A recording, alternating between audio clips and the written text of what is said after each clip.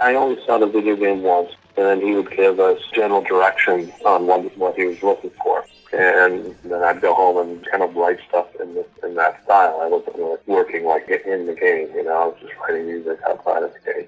Sometimes like he'd say, Spyro the Dragon goes into a barnyard or something. There's like, I need some kind of like hillbilly barnyard music, I heard go to the Andes, and then he'd go to some other part of the world. I need something that has Russian sound, so I would pull up a balalaika sample.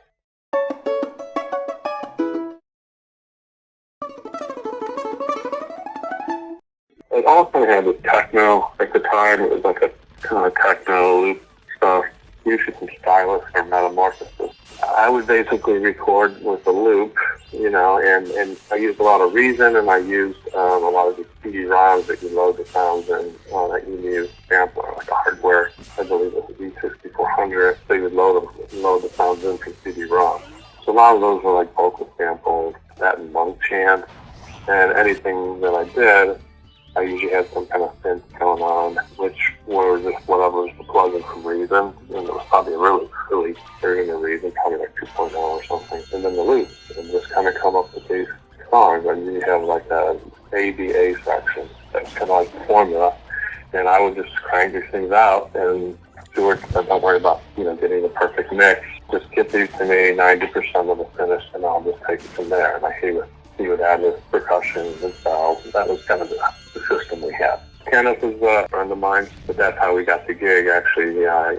He asked Kenny for some help, and Kenny's wife was about to have a kid. He's like, we have a baby soon, so you need something to help me out on this. And I ended up doing a lot of work for this, because he wasn't really available. But he did some, and then gave it to Stewart, and he took it from there. He completed it, and some of the times he did very little, just like he added some drums or some bells or something. I never really knew what happened with all this stuff.